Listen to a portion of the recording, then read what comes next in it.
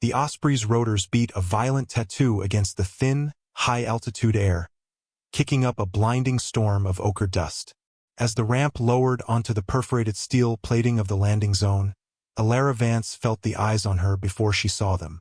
They were the predatory, dismissive stares of men who lived on the knife's edge, men for whom the world was divided into assets and liabilities. Her clean, unadorned fatigues and the sterile pelican case she carried marked her instantly as the latter. FOB Nightingale was less a base and more a scar carved into the unforgiving mountains of the Hindu Kush. Hesco barriers, bleached and stained by the sun, formed a labyrinthine perimeter around a cluster of sand-colored tents and prefabricated structures. The air smelled of diesel fumes, sun-baked rock, and the faint, metallic tang of constant tension. She walked down the ramp, her boots making a clipped, precise sound that was alien to the shuffling, weary gait of the soldiers milling about. They were ghosts in dusty armor, their faces etched with fatigue and suspicion. A hulking figure detached himself from a group leaning against a heavily armored MRAP, moving with the fluid, arrogant grace of a top-tier predator. He was tall, broad-shouldered, with a jaw that looked like it was hewn from the surrounding rock. The insignia on his collar marked him as a Navy lieutenant commander. "You the data witch from Langley?" he asked, his voice a low, gravelly rumble. He didn't offer a name or a handshake. He just stood there, arms crossed, blocking her path. His eyes, the color of faded slate, raked over her, cataloging her slim build, her unremarkable height, her lack of calloused, weapon-worn hands. The assessment was swift and brutal, harmless. "I'm the analyst assigned to this operation, yes?" Alara replied, her voice steady and devoid of inflection. She met his gaze without challenge and without submission. He let out a short, humorless laugh. A few of his men, all bearing the same hard-bitten look of seals, chuckled along with him. "Analyst, right? Colonel Rostova's pet project.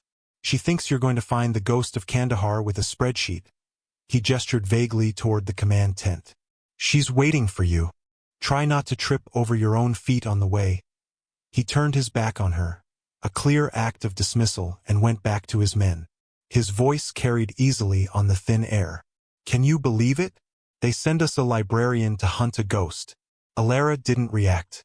She simply adjusted her grip on the pelican case and walked toward the command tent, the SEAL's laughter following her like a physical force. Inside, the air was cooler but no less tense. Maps covered every vertical surface, marked with circles, arrows, and cryptic notations.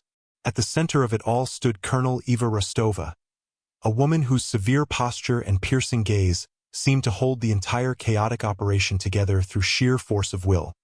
"Ms. Vance," Rostova said, her tone clipped and professional. "Welcome to the furnace." "Colonel, you've met Lieutenant Commander Thorne," Rostova stated, not asked. "Don't mind him. He and his team value kinetic solutions. Data makes them nervous." "I'm aware of the culture, Colonel," Alara said, setting her case on a cleared space on the central table. She unlatched it, revealing not a standard laptop but a hardened, military-grade terminal with a series of custom ports. "Fear of the unknown is a powerful motivator, and a fatal 1-inch. Rostova raised a single, skeptical eyebrow. "Thorne's team is the best there is. They've been hunting this insurgent leader, the Ghost, for 6 months. They've lost 3 men. They operate on instinct, and their instinct has led them into 2 confirmed ambushes and 1 near disaster."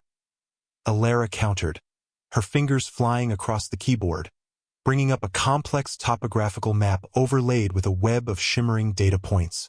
"The Ghost isn't a phantom, Colonel. He's a mathematician. He uses the terrain's blind spots, solar glare patterns, and our own patrol schedules against us. He's not random. He's predictable." The tent flap was thrown open, and Thorne strode in, his team trailing behind him. He glared at the screen. "Predictable? I've been in this valley for 6 months, lady. The only predictable thing here is that good men die.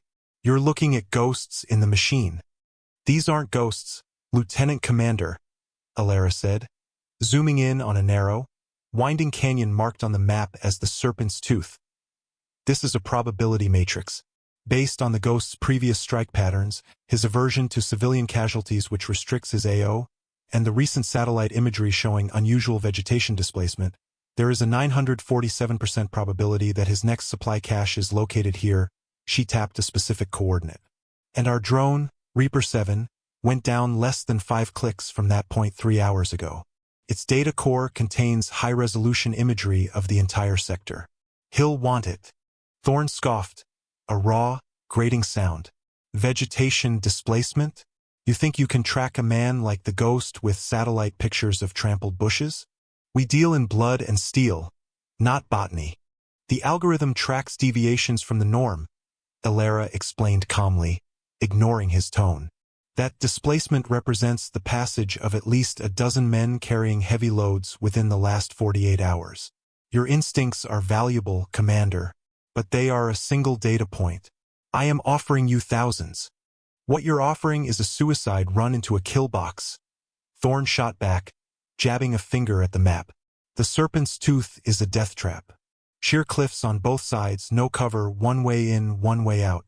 Sending a team in there is exactly what he'd want us to do. Which is why we won't be sending a full team, Rostova interjected, her eyes fixed on Alara. We'll send a small recovery element.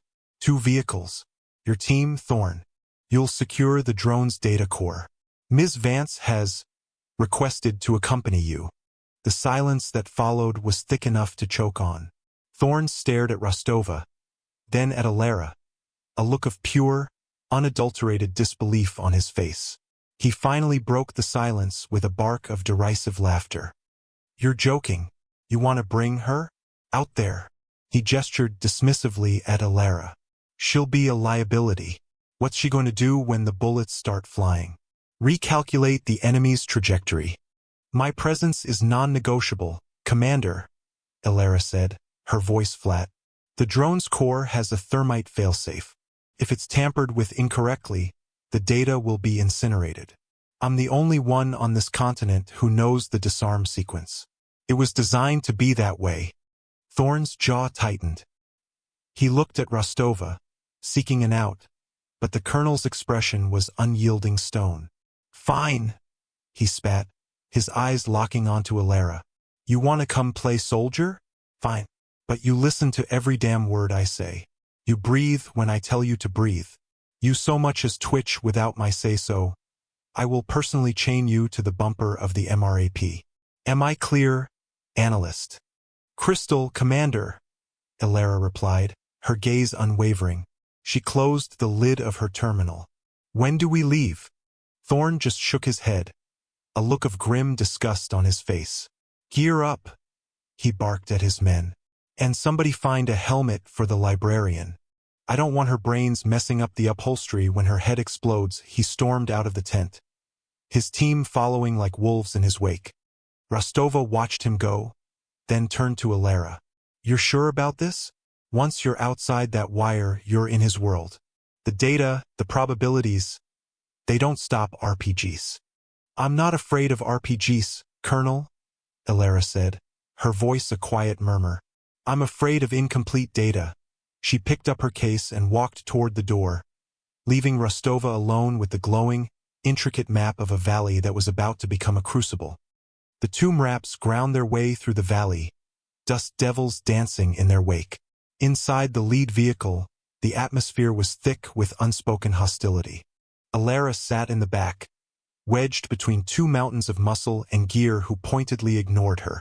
Thorne, in the passenger seat, hadn't spoken a word to her since they left the FOB.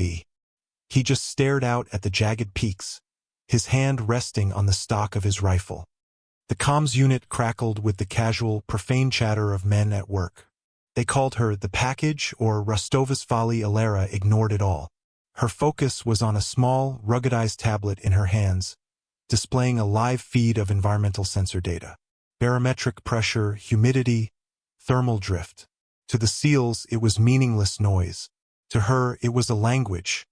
5 minutes to the Serpent's Tooth, the driver announced.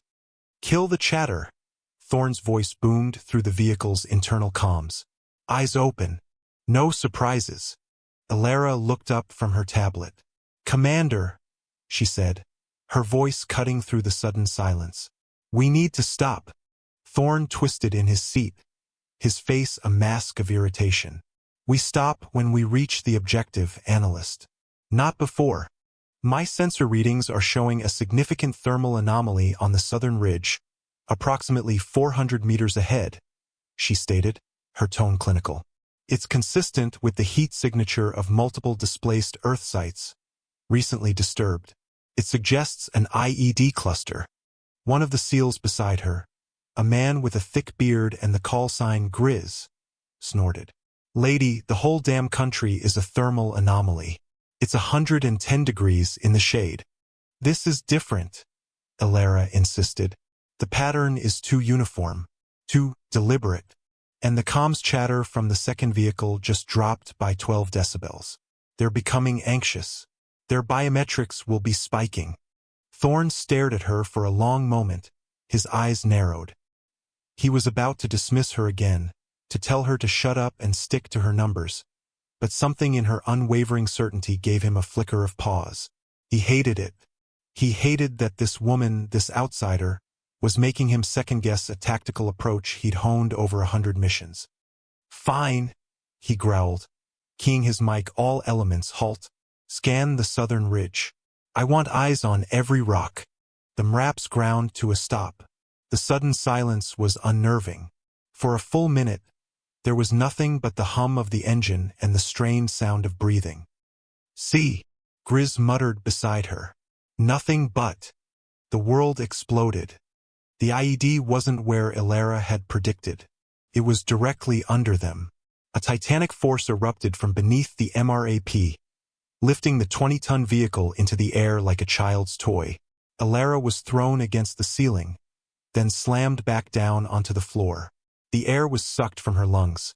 Her ears screamed with a deafening roar, and the world dissolved into a maelstrom of smoke, fire, and shrieking metal. Chaos reigned.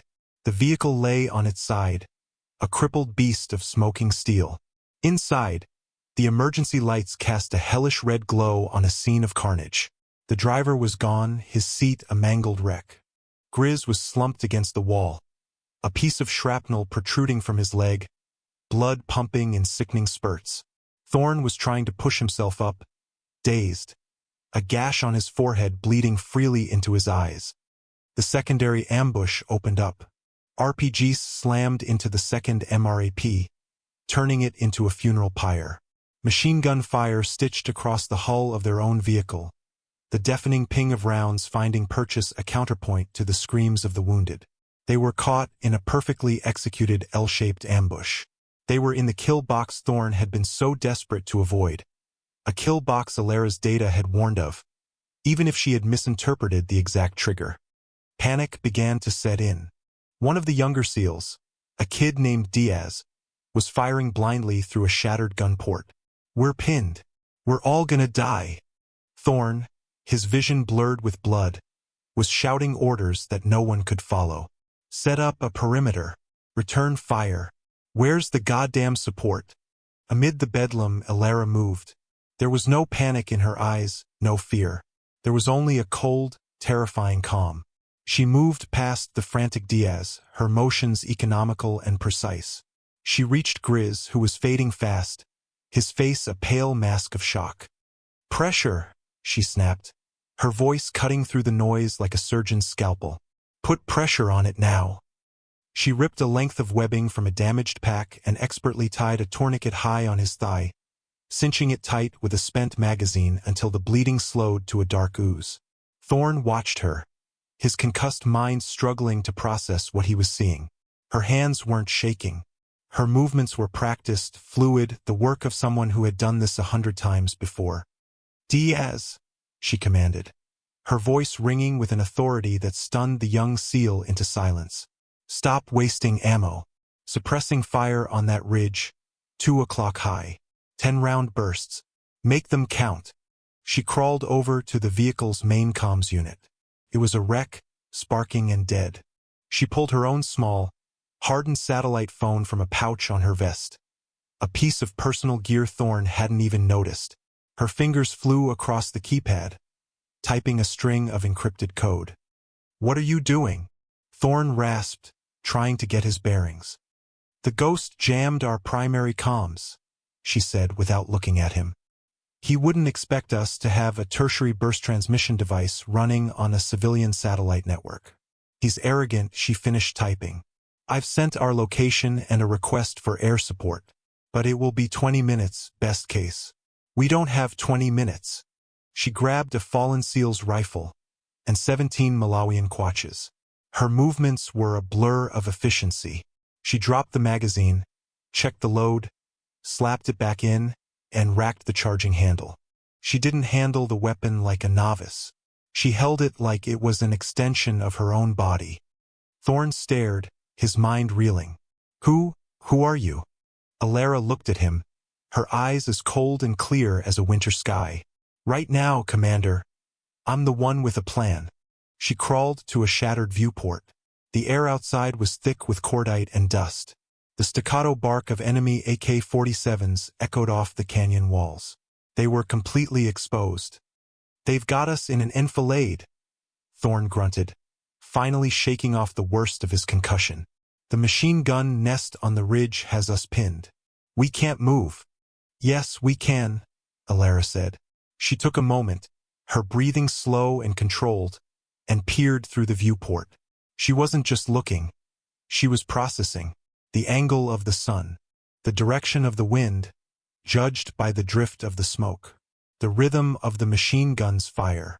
It was a data stream, and she was reading it perfectly. "The gunner is firing in 12-round bursts," she said, almost to herself. "There's a 23-second gap while his assistant feeds the next section of the belt. That's our window." She turned to Diaz.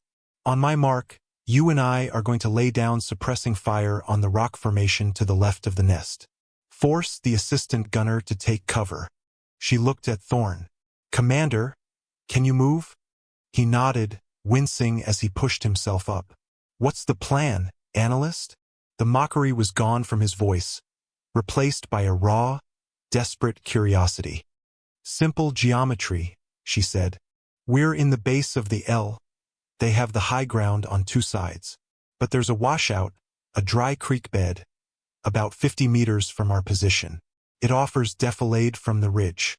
If we can get there, we can break out of the kill box and reestablish a defensible position. 50 meters of open ground under heavy fire?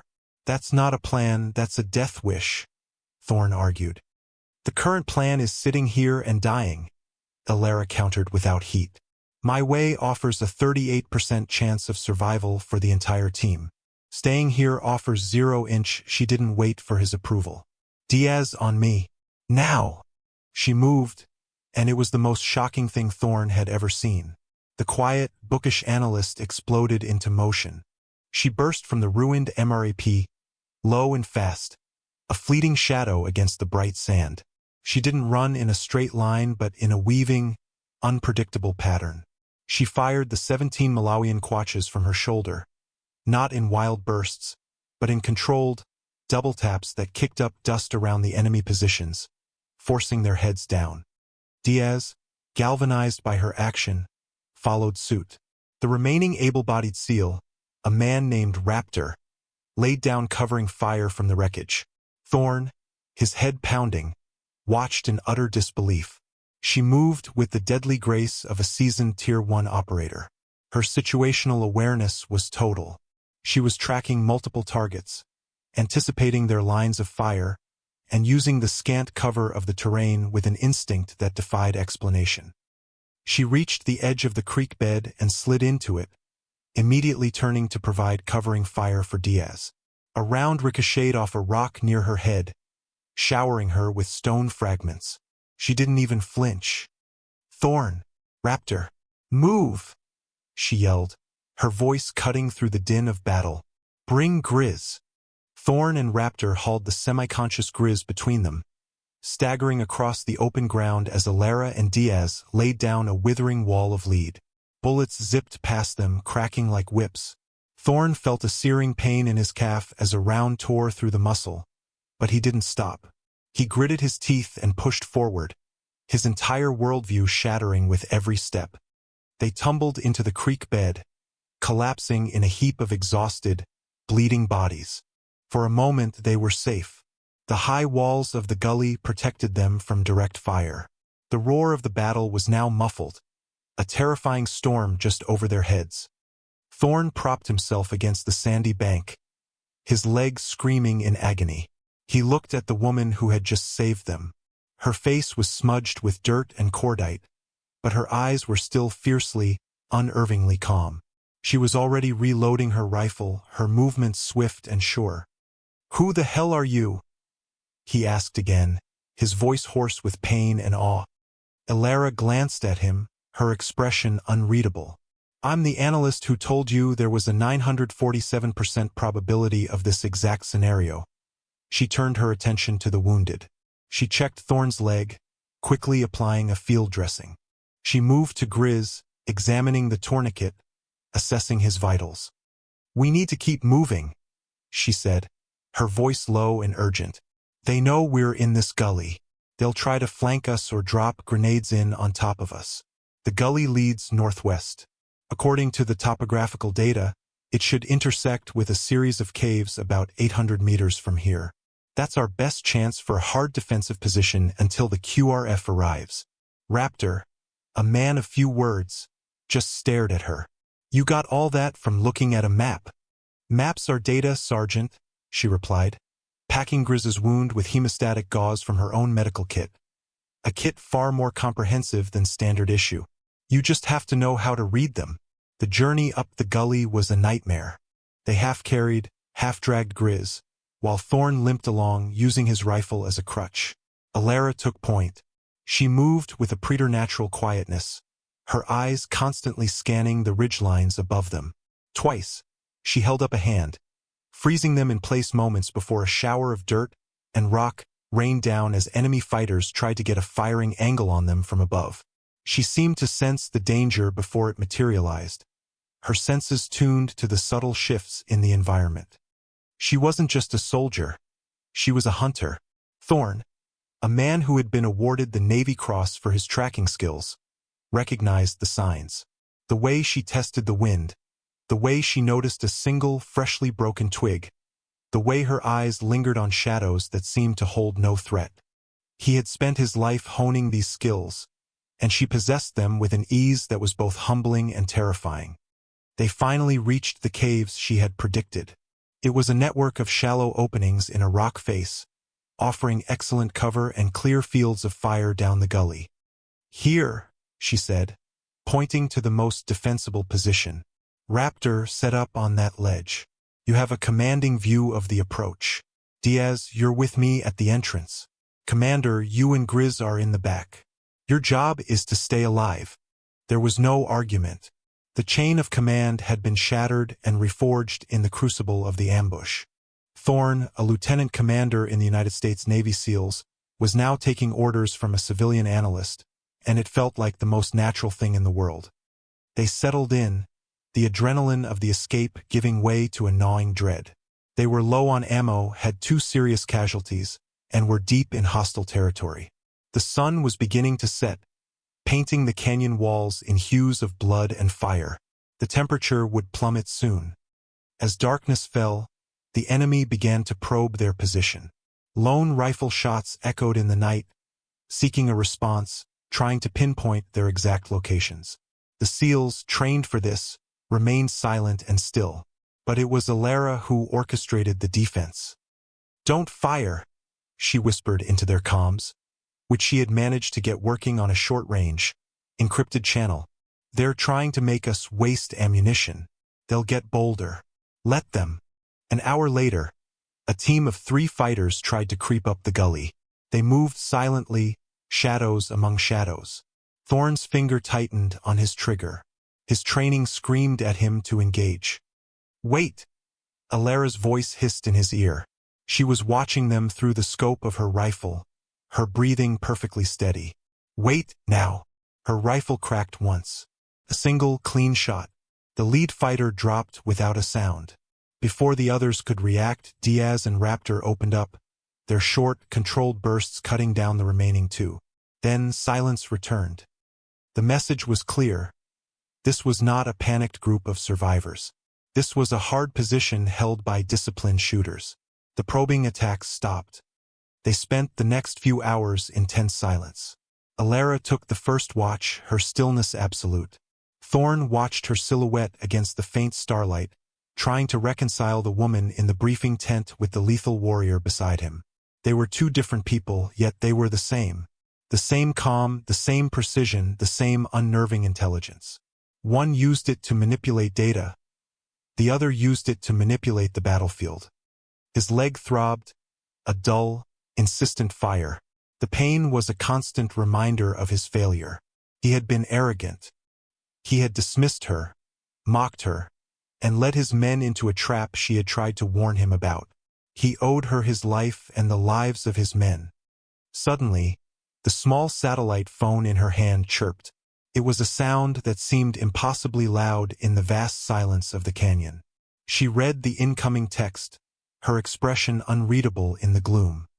"The QRF is airborne," she said quietly, "but they're having trouble getting our exact location.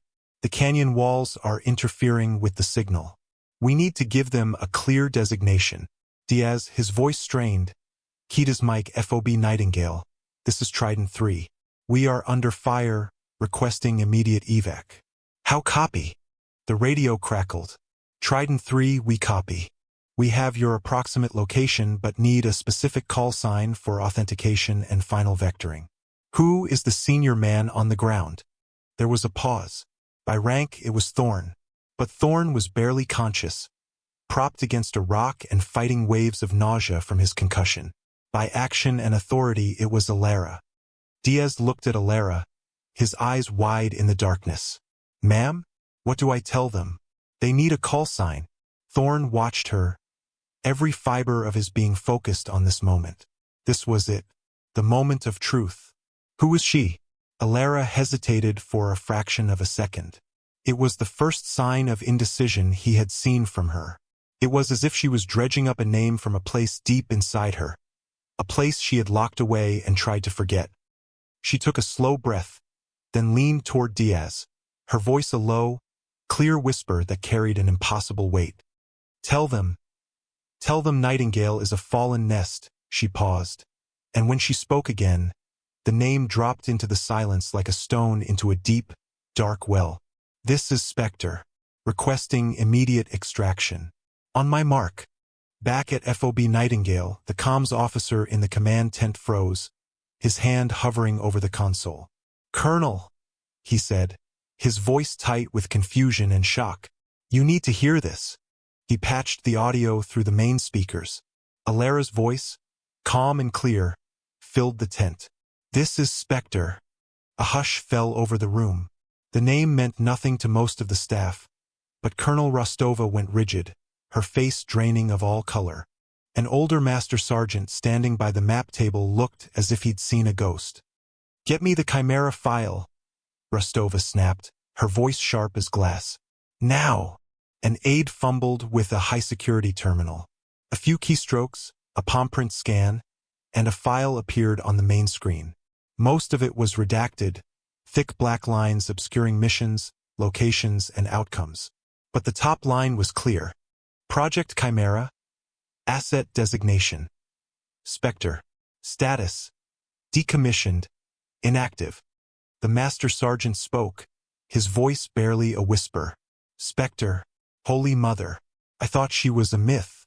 A ghost story they told us at Bragg to make us check our corners." In the canyon, Thorne heard the name. He heard the way Diaz repeated it to the comms officer. He saw the way Raptor, a man who feared nothing, slowly lowered his rifle and stared at Alara with a look of pure, unadulterated awe. Spectre. The name echoed in the hollows of Thorne's memory. It wasn't from a briefing or an official report. It was a name spoken in hushed, fearful tones in classified circles. A name associated with impossible missions, with shadow wars fought in places that didn't officially exist. Spectre wasn't a call sign. It was a legend, a boogeyman that other boogeymen were afraid of.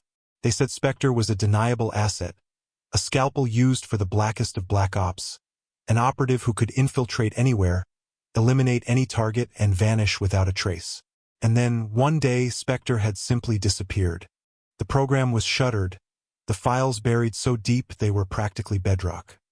Thorne looked at Alara Vance, the data witch, the librarian, the woman he had mocked and belittled. He hadn't been talking down to an analyst. He had been condescending to a ghost.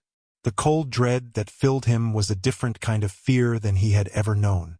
It wasn't the fear of death, but the chilling, profound realization that he had been in the presence of something far beyond his comprehension, and had been too blind and arrogant to see it.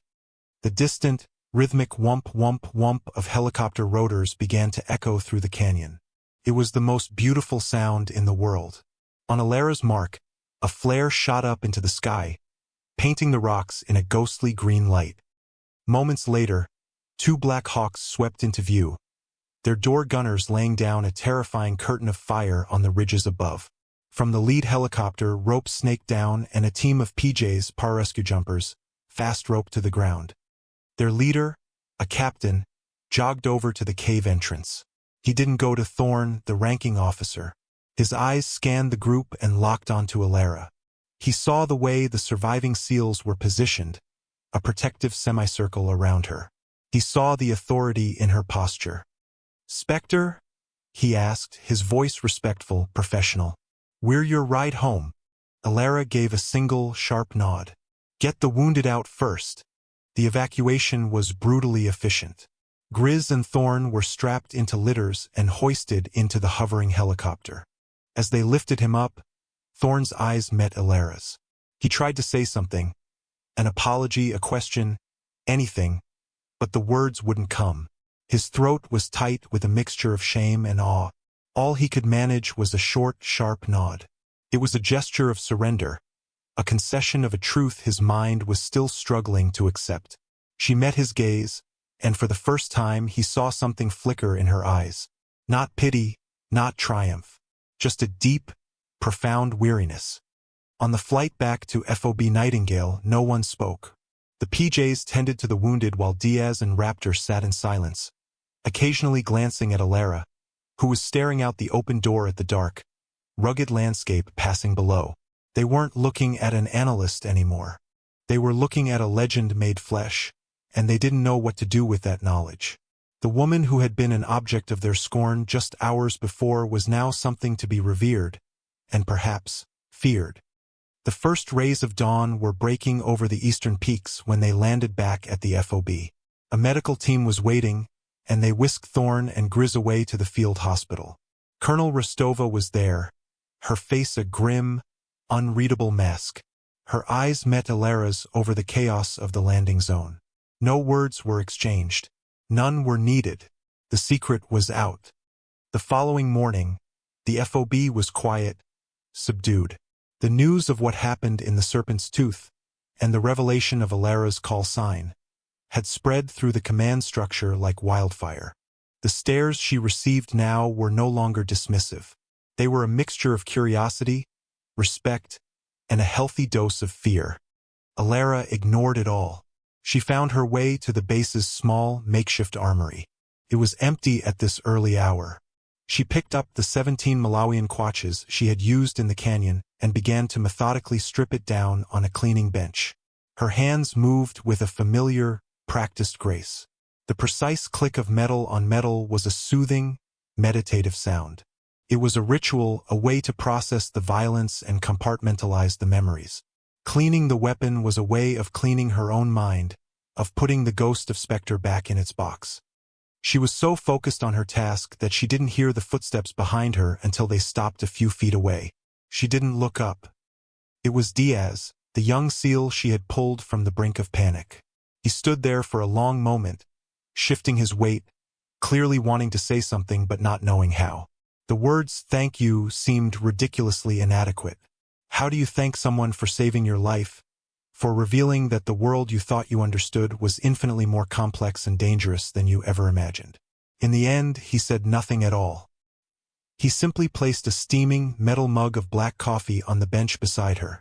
careful not to disturb the precisely arranged parts of the rifle. He gave a short, sharp nod, the same gesture of respect Thorne had given her, and then turned and walked away without a word. Alara paused her work. She watched him go, then looked down at the mug. The steam rose from it in the cool morning air, a small, transient offering. She picked it up, the warmth seeping into her hands. She took a slow sip, the bitter coffee a grounding sensation. She looked out the armory's open bay door. The sun was now fully above the mountains, bathing the harsh, brutal landscape in a soft, golden light. The war was still out there. The ghost was still out there. But here, in the quiet solitude of the dawn, a debt had been acknowledged, a balance had been restored. The librarian had been recognized, and the Spectre could, for a little while longer, rest. She placed the mug down and went back to cleaning her rifle. There was always more work to be done.